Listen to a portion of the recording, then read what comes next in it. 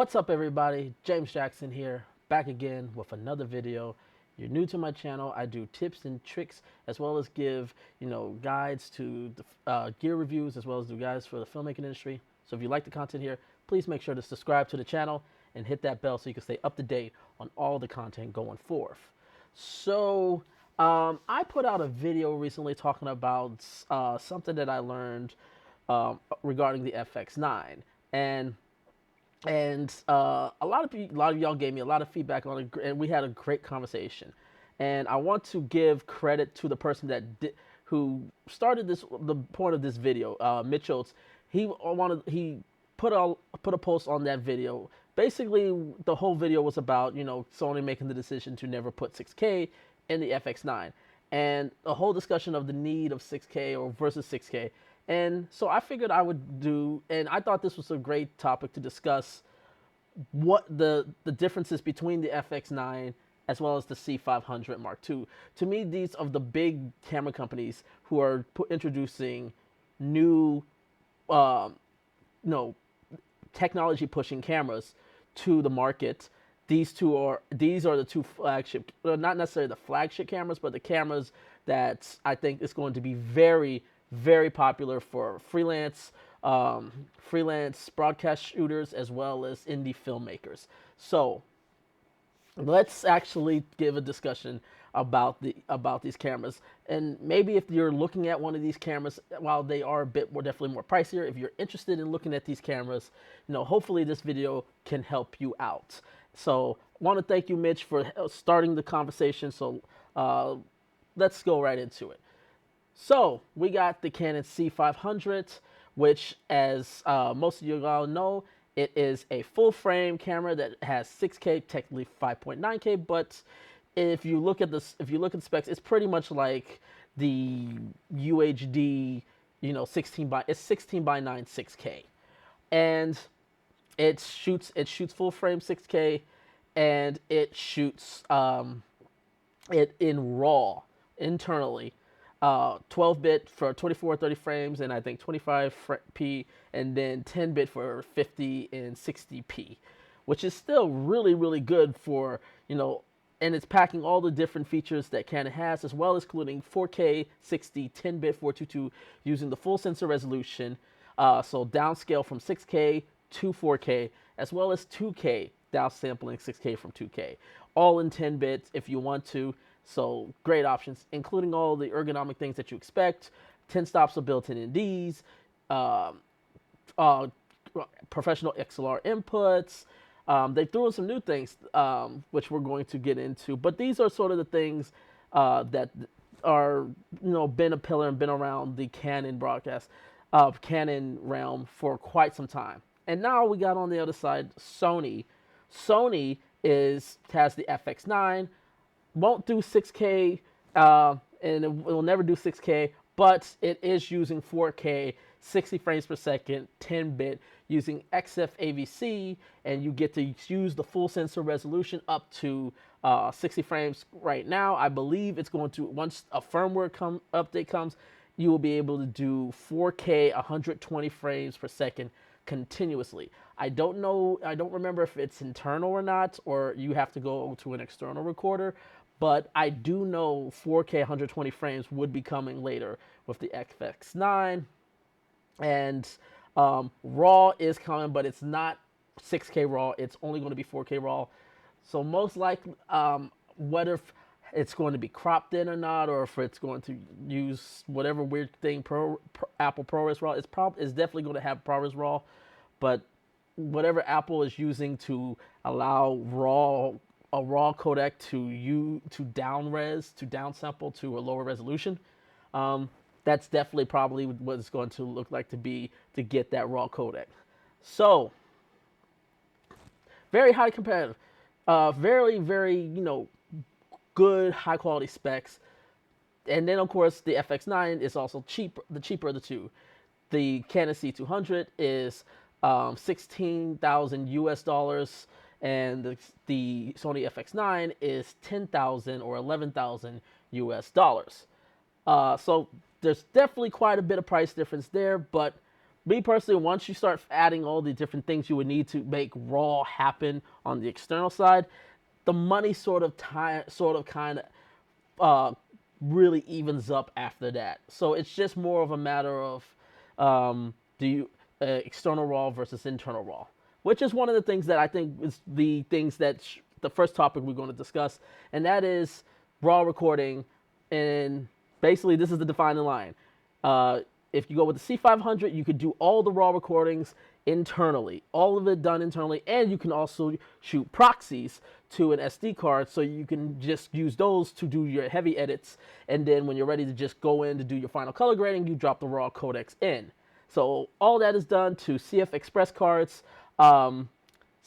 which are the new fastest cards to handle that.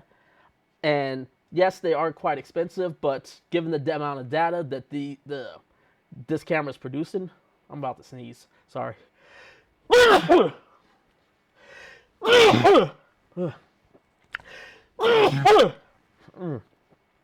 It's always 3 times. I don't know why.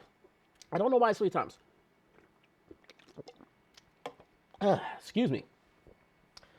So, the medias are definitely going to be required, especially given how Canon's Cinema Raw Lite. It's not so compressed like Blackmagic RAW or even ProRes RAW. It's not, but it's still a very flexible and usable codec, and it's a codec unlike the other 2 RAW codecs that I mentioned that is available on all different of the major interleaves, the 4 major interleaves: Avid, Premiere, Resolve, and Final Cut. Cinema Raw Lite, it works natively in all those platforms. Now, going to Sony side, again, we don't know what type of RAW codec is coming, but we do know that it's going to follow the trend of previous Sony cameras. You're going to have to get an external thing to allow you to shoot out, to allow you to record RAW. So, and then either you get the recording option to record RAW to the Sony RAW recorder, or if they go with the Apple ProRes RAW, you're still going to have to buy most likely an Atomos Shogun Inferno to take the 12G to go in and record ProRes RAW. So, yeah, basically you're going to be shooting internally. So, in a sense, yeah, sure, the SSD cards are significantly less expensive than CF Express, but when you factor in that you have to go to an external hard drive compared to going to just the cards recording internally, and I don't know, and if somebody knows this, let me know. I'm not sure if you're able to record proxies with that. So ultimately, this comes down to which one's convenience. Me personally, and I'm only speaking on my behalf. Me personally, I always love to have less chains on the signal line. So anything that I can shorten the signal chain from source to destination, the better. So internal RAW recording to me is the absolute win, and it's the way I've always been going, and what I'm going to continue going for all my content. So C500 for me is my preferred choice in this but this may not necessarily be the case for you, and may say so. But yeah, that's RAW. Let's talk about the other codecs. So both of these cameras are shooting their own version of H.264, and it's based off the AVC codec. So Sony is XAVC-I, with the Canon it's XF-AVC. But both of them allow you to record, both of you record in their release format, 4K, 60, 10-bit, 422. So it's pretty much a draw there. So it's pretty much a draw in terms of codecs in there if you're not going with the raw codecs. And you take the 6K out of both cameras and downsample to that. Next is autofocus. So this is the thing that's the key with these 2 cameras, because as of right now, these are the only 2 cameras, cinema cameras, the dedicated video cameras, not these hybrid cameras that everybody sort of faces over.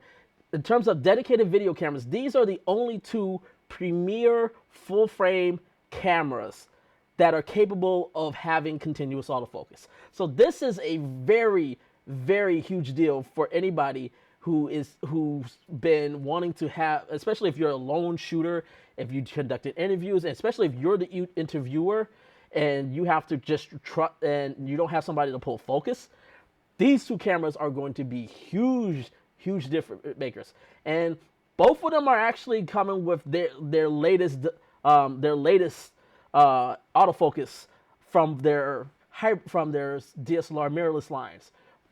With Sony, you got face detection it's going to have face detection autofocus, which is also going to have face and eye tracking, as well as allowing you to choose face only, which was a thing that is really new, that's not on the Alpha cameras, but is relatively new to the Sony cameras.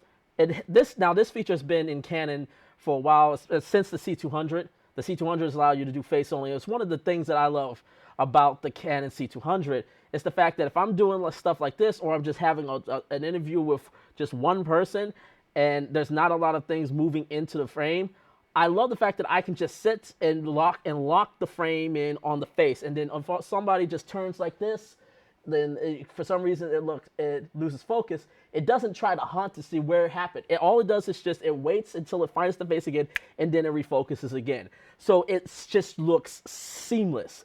It's one of the best things about what I love about the C200, and I'm really glad the FX9 has that as well.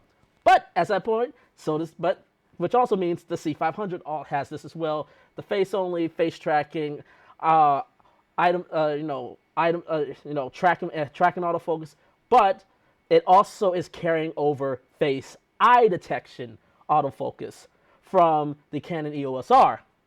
So that is new to the cinema line of cameras, is the face eye detection from Canon.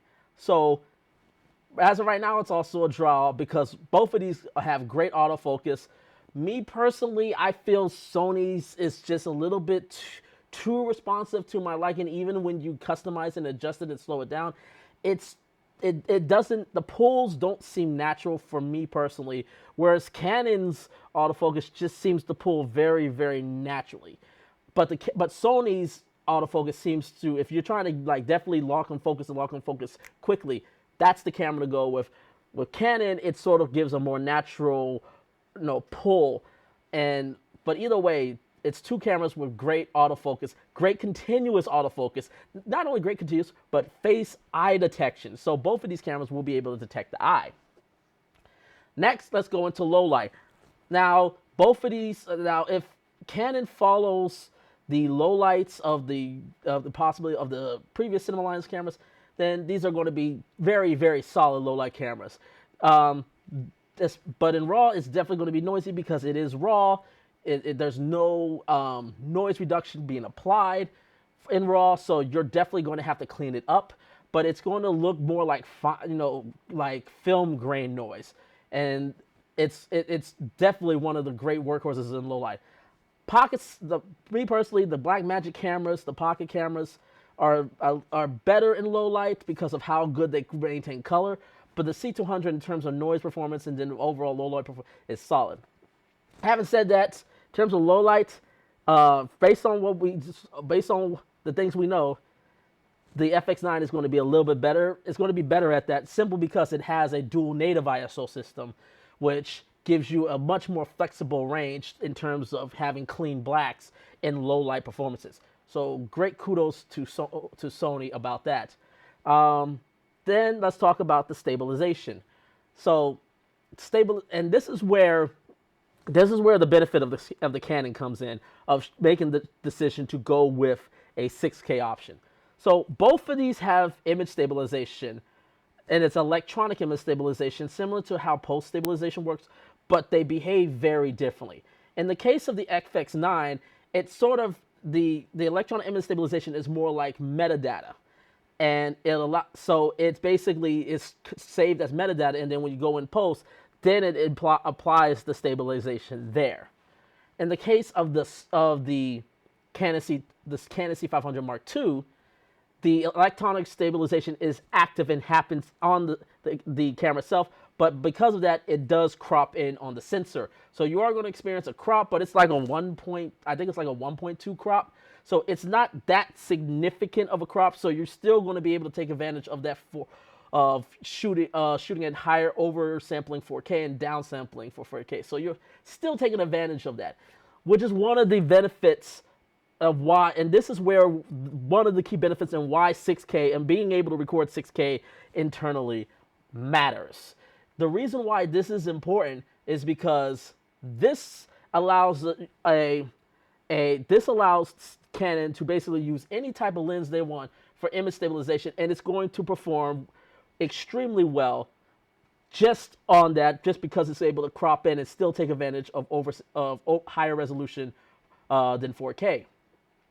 And you can use that on any lens. With the Sony FX9, while it is electronic image stabilization, because it's metadata driven, if you have a lens on there that is fully manual and doesn't have like does not have a smart mount, the electronic stabilization is not going to work. So if all these vintage lenses, if you have some vintage lenses, they're not going to translate, and it's not going to the stabilization is then not going to work because the camera is not going to be able to collect the metadata.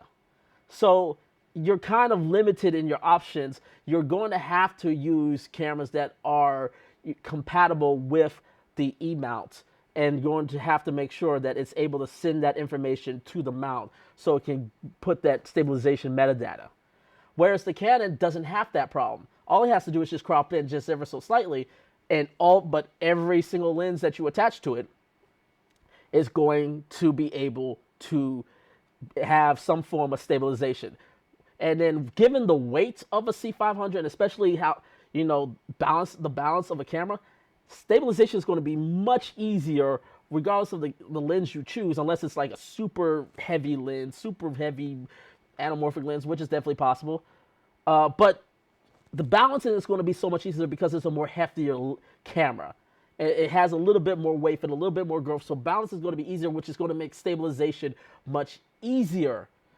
So now you can put something like a Sigma 18-35 going to super, and then go into that crop mode and still take advantage of the full length of the sensor. And even if you get some where you have vignetting on the 18, you could still crop into super 35, and then you'll take advantage of the full lens. So now you can use a Sigma 18-35 and still get full stabilization with the camera, which is awesome.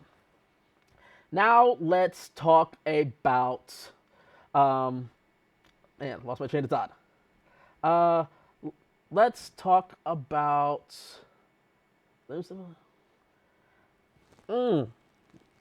sorry, I apologize, guys. I have lost my train of thoughts.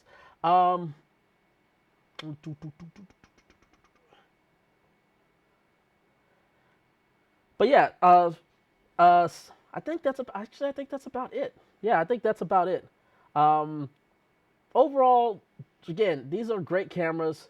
Again, one is definitely more expensive, but that one is also. Oh, I'm sorry. Now I remember the NDs. So let's talk about the NDs. This quickly. The Canon C500 has the typical 10 stops of NDs that has been in the C300 Mark II, the all the C700 cameras, the C200, and now the C500. It's the same 10 stops of NDs, and they're great. Having that much flexibility is amazing. Sony has NDs, but it's electronic NDs, which gives you way more control over, so you can have just the right amount of NDs, and you can also set it to, and you can also even make it to where it's automatic, so the NDs will adjust to the light, to the settings, to the light, and so you can compensate for the exposure. That is an amazing feature to have, and it makes things so quickly and so rapid to work with. It is a great feature, and kudos to the FX9 for that. So yeah, as you can see, both of these cameras pack quite a bit of punch. And ultimately, the way I think these two cameras are definitely going to have their own set of people for it. I think the C500 is definitely going to be more towards the indie filmmakers, the commercial filmmakers, the more creative side. Because of its raw codecs, it actually allows you to take advantage of the full 6K sensor, and the fact that it also has that stabilization to make it a little bit more run and gun family. I think it's going to kill it in weddings and things like that. So I think more of the creative people are going to draw more towards the C500, whereas I think more people who are part of the E and G crowd, who 6K is not really that big a deal. It's real, no, the reality TV, the broadcast people who work in the broadcast section. I think Sony FX9, and not necessarily because that's their preference of choices, but also more because the production companies that are going to hire them, the producers that are going to hire them, are going to lean towards the FX9, especially with your more European countries, simply because they're used to the Sony lineup, and this is where you gotta give Sony credit out of all the camera companies out there, because of they went full in on this E-mount system, from their crop sensor camera all the way up to their cinema line cameras like the Venice. You can use the E-mounts. Also, you don't have to exchange lenses as you go up. While Canon has sort of been consistent because of their EF mount, but since they've been introducing the RF mount and the RF glasses, which are amazing, and then you got the M glass, which is not really that much, but things like the RF really sort of makes you go, okay, if you're somebody that starts off in sort of more of a video photography, you love the RF glass, then you want to try to transition into doing more having a dedicated video camera. It's a little bit more difficult because now you can't use those RF glass. You got to go back to the EF glass and work your way up. But so many camera companies adapt their cameras to the Canon EF mount, so you're still having a plethora of lenses. But it's still the consistency of Sony's entire ecosystem makes it appealing, especially for production companies that are used to that ecosystem, to then get that new camera in, like the FX9, especially if having 6K is not, a priority to them. Sensor stabilization is not a priority to them. Recropping is not something they're. So if those things are not priorities for them, the FX9 is like the perfect camera for them, and I can't knock them for that. Me personally, the features of the C500 is everything that I wanted in my C200 and then some. So, as someone that's more of a content creator myself, someone who is more of I do independent work, and I sort of do a plethora of different things. The C500, even though it's the higher price tag, that is the more appealing camera to me, for someone of my nature. But let me know what you guys think. What cameras are you sort of leaning more towards? This Canon C500, the Sony FX9. And let me know. Hopefully you guys enjoyed this content here. Thank you again. Make sure to leave a like, leave a comment below, and make sure to hit that subscribe button. And until next time, take care, everyone.